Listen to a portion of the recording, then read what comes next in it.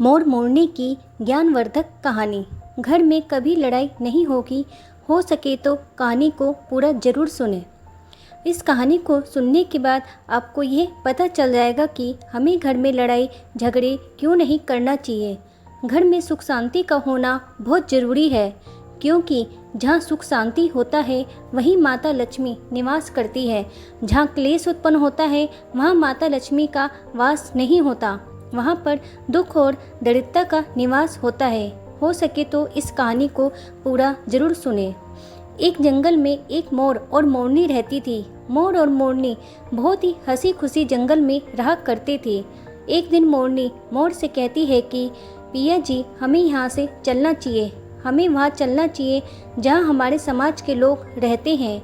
मोर कहता है, हम वहाँ चलेंगे तो लड़ाई झगड़े होंगे, हम दोनों इस जंगल में कितने सुकून से रहते हैं, हमें वहाँ जाने की क्या ज़रूरत है। लेकिन मोरनी जिद करने लगती है तो मोर भी मान जाता है और वे दोनों उड़कर एक नगर में आ जाते हैं। उसी नगर का राजा पशु पक्षियों की भाषा को आसानी से समझता था। उस राजा ने कराशास्त्र की पढ़ाई की थी। कराशास्त्र का मतलब यही होता है कि पशु पक्षियों की भाषा को समझ पाना। वह राजा सभी प्रकार के पशु पक्षियों का आवाज़ को समझ पाता था और जीव जंतु की आवाज़ को आसानी से समझता था कि वह क्या कर रहा है। दोनों मोर और मोरनी उसी नगर में आ जाते हैं। एक दिन की बात है, राजा अपनी रानी से कहता है कि रानी, मुझे बहुत भूख लगी है, आप मुझे भोजन खिला दीजिए। रानी 36 प्रकार का भोजन बना करके एक हाथ में पानी का लोटा और दूसरे हाथ में खाने का थाली लेकर राजा के पास पहुंचते हैं। रानी जैसे ही भोजन का थाली राजा के समक्ष रखती है तो एक चावल का टुकड़ा नीचे गिर जाता है। वहीं पर कुछ चींटियां घूम रही होती हैं तो एक चींटी चावल के टुकड़े को लेकर वहां से जाने लगती है। राजा बैठा इस घटना को देख रहा था और चींटी के पास में तुरंत ही एक बड़ा सा चींटा आता है और वह चींटा चींटी से कहता है, ये चावल का टुकड़ा मुझे दे दीजिए और पूजा की थाली से दूसरा चावल का टुकड़ा लेकर आओ।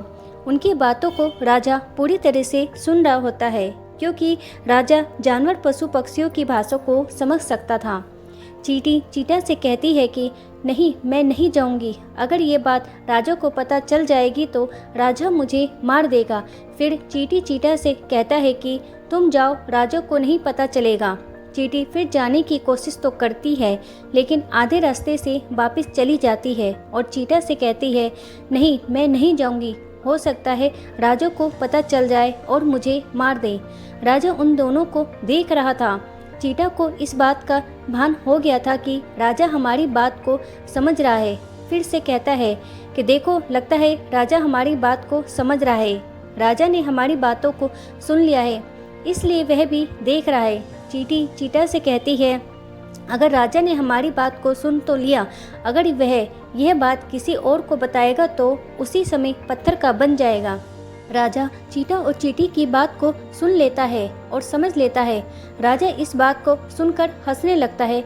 जैसे ही राजा को हंसी आती है, उधर राजा की रानी रसोई से बाहर आती है और वह जैसे ही रसोई से बाहर निकलती है, उसे राजा हंसता हुआ दिखाई देता है।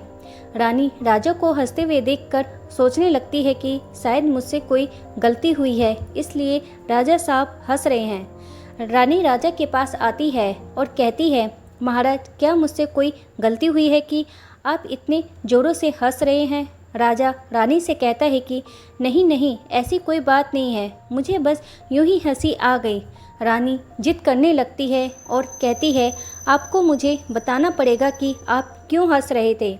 राजा बार बार मना करता है, क्योंकि राजा को पता था, क्योंकि चींटी ने कहा था कि अगर मैं चींटी वाला बात किसी को बताऊंगा तो मैं पत्थर का बन जाऊंगा। इसलिए राजा रानी को ये बात नहीं बताना चाहता था। लेकिन रानी इस बात पे लड़ाई करती है और कहती है कि आपको मुझे बताना ही पड़ेगा कि आप क्यों हंस रहे थे। अगर आप मुझसे सच्चा प्रेम करते हैं, अगर आप मुझे अपना समझते हैं तो आपको ये बताना पड़ेगा कि आप क्यों हंस रहे थे। अब राजा बड़ा ही धर्म संकट में पड़ जाता है। राजा सोचता है, ये बात रानी को बताऊंगा तो मैं पत्थर का बन जाऊंगा, और फिर सोचता है और मैं नहीं बताऊंगा तो रानी का विश्वास खत्म हो जाएगा। रानी बहुत जिद करने लगती है, कहते हैं ना 13 हट और ना 12 हट बहुत तगड़ी होती है, इन दोनों हट से बच के रहना चाहिए।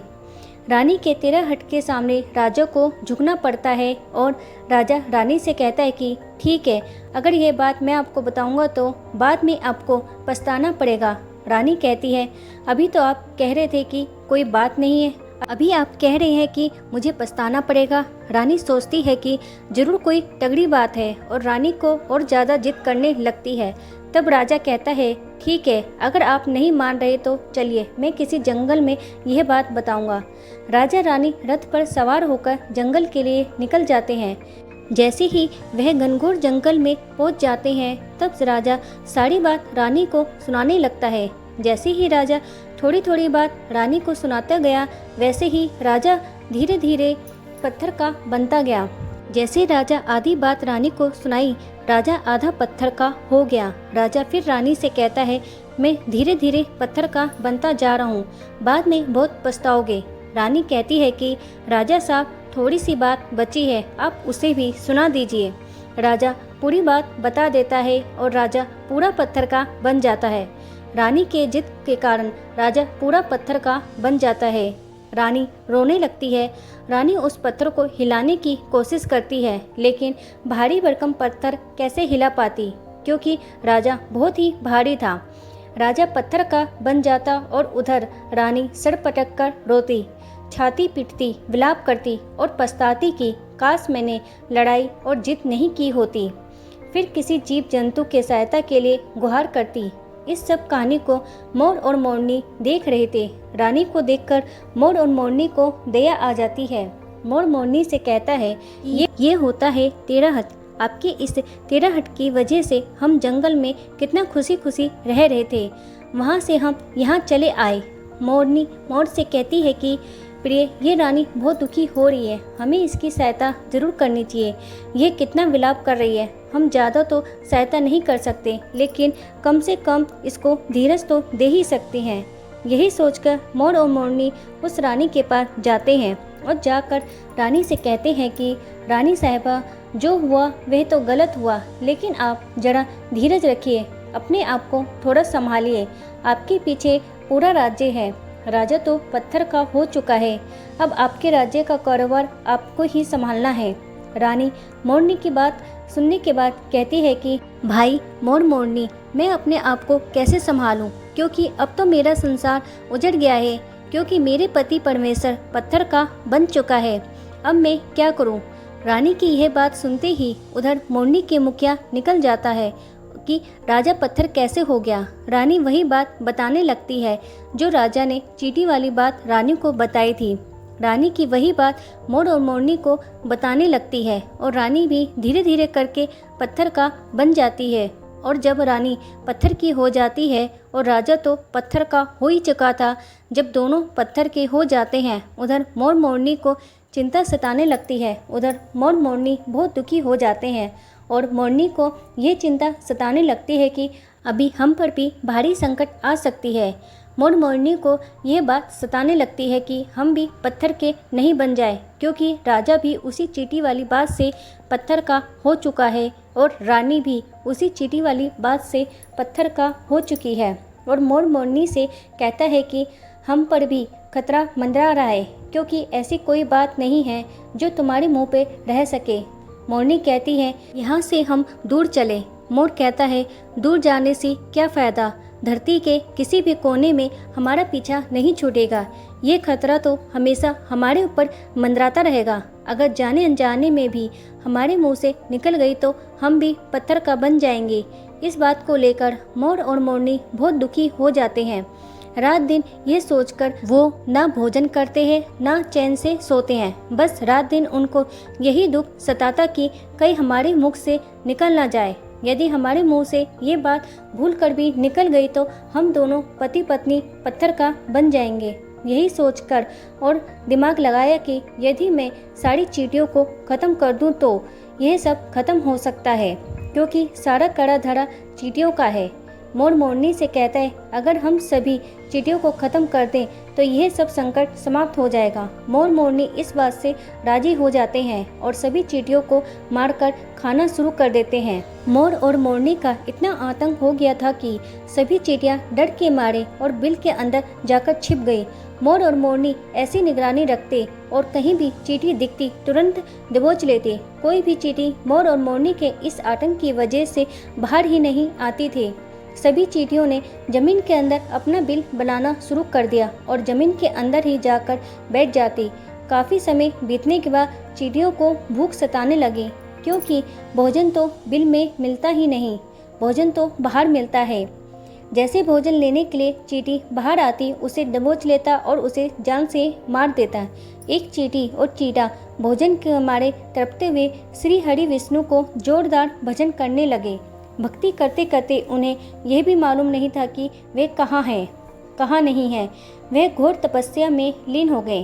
अंत में जाकर श्री हरि विष्णु ने उन्हें दर्शन देते हैं और भगवान विष्णु कहते हैं कि चींटे और चींटी, जो तुम्हें मांगना है मांग सकते हो, हम तुम्हारी भक्ति से प्रसन्न हैं। क्योंकि चींटा और चींटी ने निरंतर भक्ति की थी, नहीं कोई जल ग्रहण किया और ना ही कोई अन्न, और इसलिए भगवान विष्णु बहुत जल्दी प्रसन्न हो गए।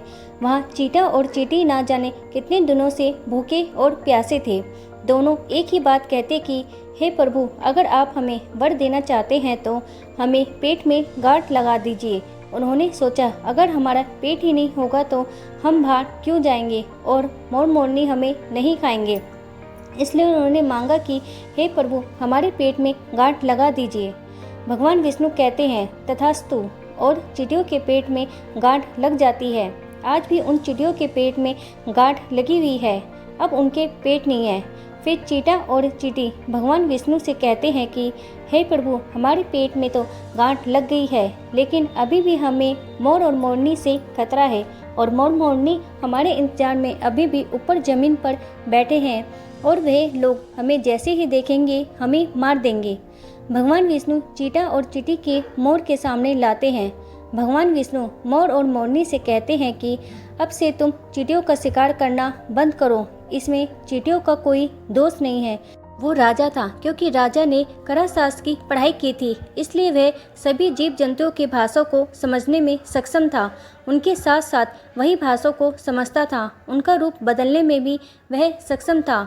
उन पशु पक्षियों का स्वरूप धारण किया करता था, और जब वह राजा रूप धारण करता था तब पशु पक्षियों के साथ संभोग भी किया करता था, और जब वह पशु पक्षी गर्भ धारण करते तो उन्हें छोड़ के इंसान बन जाता, और फिर ऐसे पशु पक्षियों पर वह जोर जोर से हंसता था। इसी मूर्खता के कारण ही आज वह राजा पत्थर का बना पड़ा है। मोर और मोरनी कहते हैं, उसकी रानी का क्या दोष है। श्री हरि विष्णु कहते हैं कि उसकी पत्नी भी उनके इसी पाप में भागी है, क्योंकि उनकी पत्नी अगर उनको रोकती तो वह इतना बड़ा पाप नहीं करता, इसलिए उनकी रानी भी एक पाप की भागीदारी है, इसलिए आज वह भी पत्थर की बन चुकी है। श्री हरि कहने के बाद मोर उनसे कहता है, हे प्रभु, अगर इस बात को हम किसी और से कहें जो कि रानी ने मुझे सुनाया, तो क्या हम भी पत्थर का बन जाएंगे।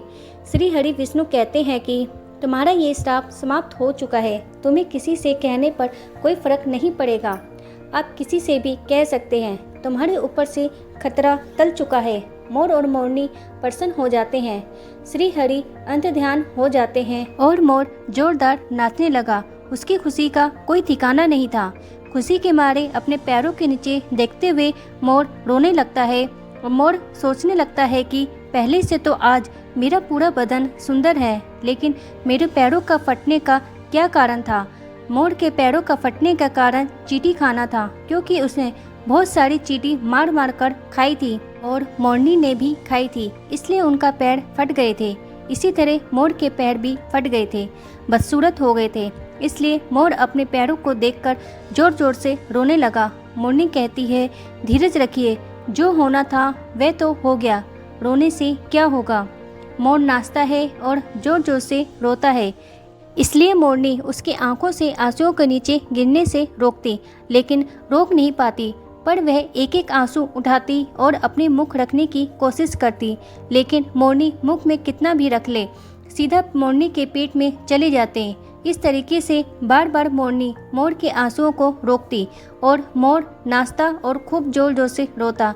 मोर के आंसुओं को देखकर और मोरनी के प्यार को देखकर भगवान श्री हरि फिर से दर्शन देते हैं। मोर मोरनी को आशीर्वाद देते हैं और कहते हैं कि तुम्हारा प्रेम ऐसे ही सदा बना रहे। अब ये आशीर्वाद वरदान था या अभिशाप, क्योंकि इस आशीर्वाद की वजह से मोर और मोरनी कभी संभोग नहीं करते, क्योंकि मोर नाचता है, उसकी आंखों से आंसू गिरते हैं और उन आंसुओं को मोरनी पीती है और उसी आंसू के कारण मोरनी गर्भवती हो जाती है। भगवान श्री हरि मोर मोरनी को यह भी आशीर्वाद देते हैं और कहते हैं तुम धन्य हो, एक समय ऐसा भी आएगा कि तुम्हारे पंखों को मुकुट बनाकर मैं धारण करूंगा। इसलिए जब श्री कृष्ण के रूप में श्री हरि धरती पर आते हैं तो मोर मुकुट के साथ ही आए थे। तो दोस्तों, कैसे लगी आपको ये कहानी और इस कहानी से आपको क्या सीख मिली है, कमेंट बॉक्स में बताएं। कहानी अच्छी लगी है तो प्लीज़ मेरे चैनल को लाइक करें, शेयर करें और सब्सक्राइब करें। वीडियो देखने के लिए आपका धन्यवाद।